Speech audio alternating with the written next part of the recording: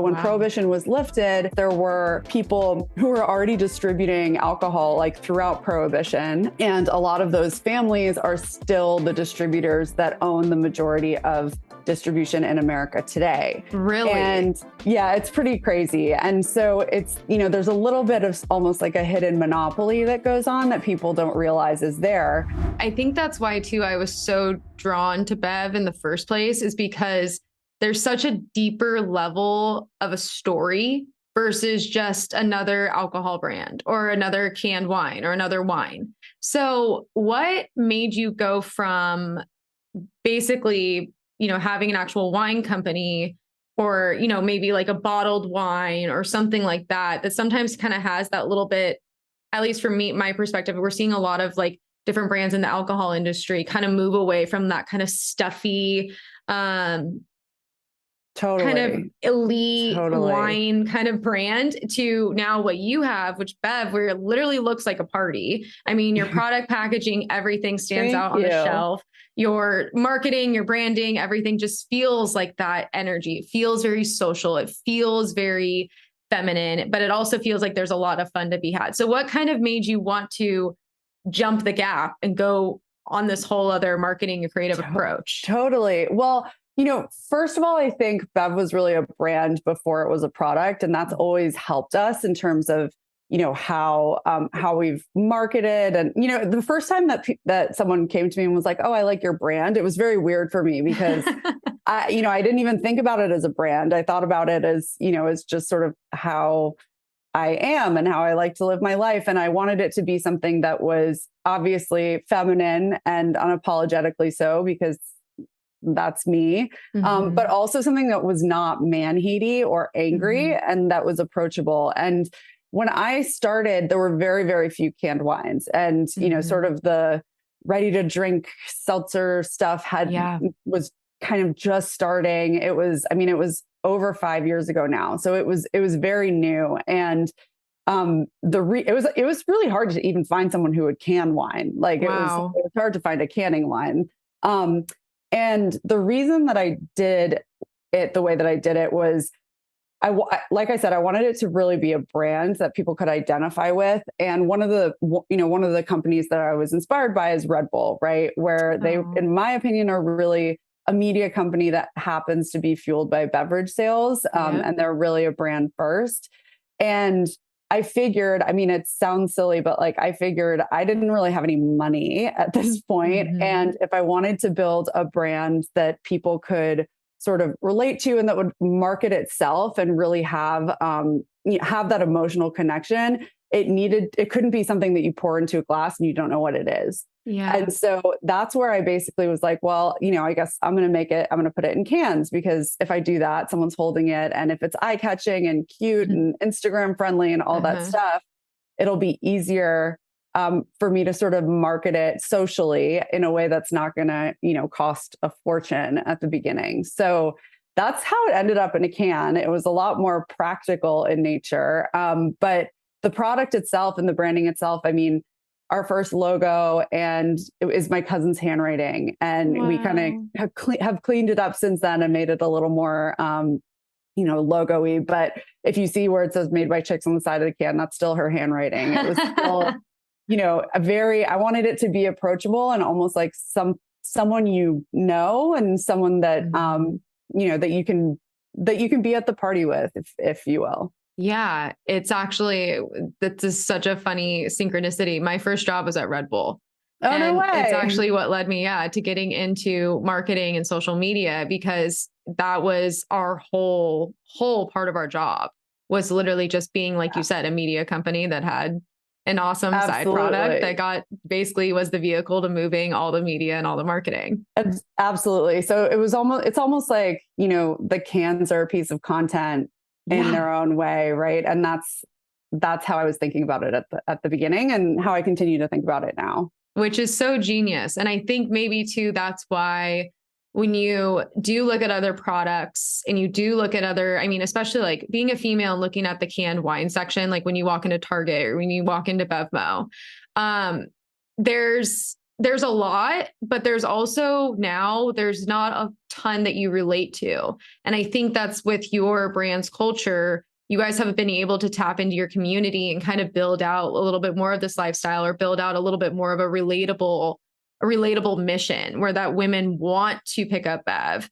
Or I mean, and my boyfriend drinks it. It's Well, actually we say we're for the good dudes too. We love our yeah. good dudes. Yeah, it was actually the first time you ever got drunk off wine was off Bev, which was hilarious. We were at an event together.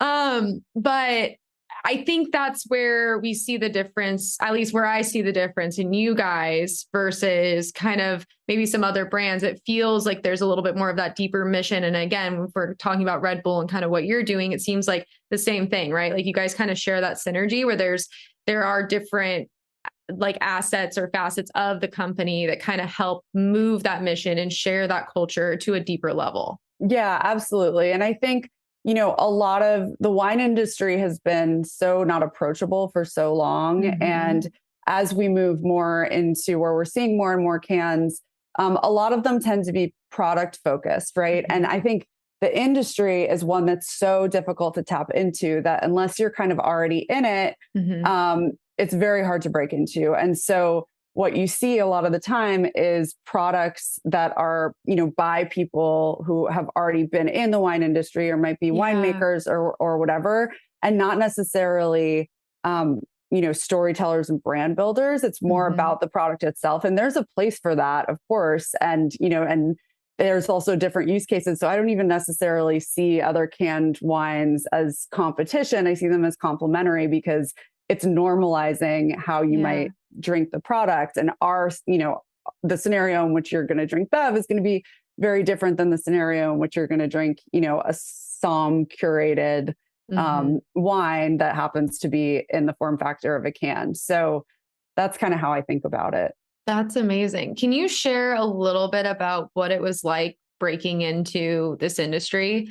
And I also kind of want you to talk about what it was like being, a female founder walking into this industry and like any of the challenges that you kind of faced. Oh my gosh. I mean, so many. So one of the reasons that I started with wine as well, which people don't always know, is that this industry is, it's very old school. And a lot of the laws around it, surrounding the industry have been around since Prohibition, literally. And so when Prohibition was lifted, in the 1930s, there were people who were already distributing alcohol like throughout Prohibition. And a lot of those families are still the distributors that own the majority of distribution in America today. Really? And that's wild. Yeah, it's pretty crazy. And so it's, there's a little bit of almost like a hidden monopoly that goes on that people don't realize is there.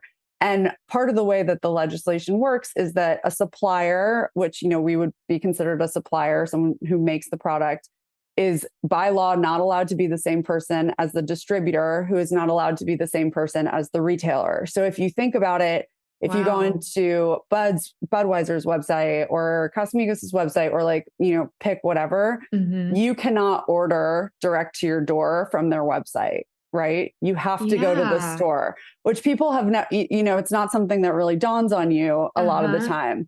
The only exception to that rule is if you're a California winery. And that's because the wine industry and, in the US and in California is so big that they've had the lobbying power to be able to have their own tasting rooms and wine clubs, right? Where they can ship direct to consumer.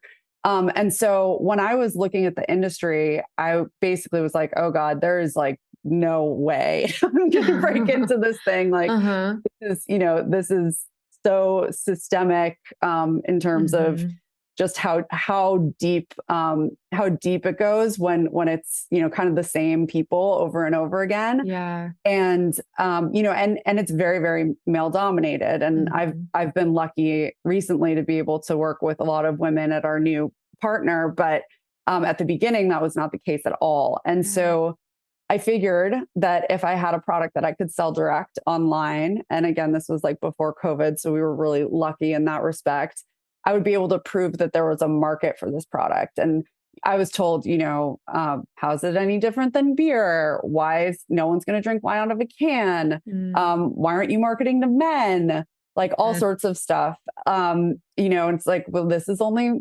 female marketed. And I'm like, okay, well, that's not necessarily going to be true. And, Right.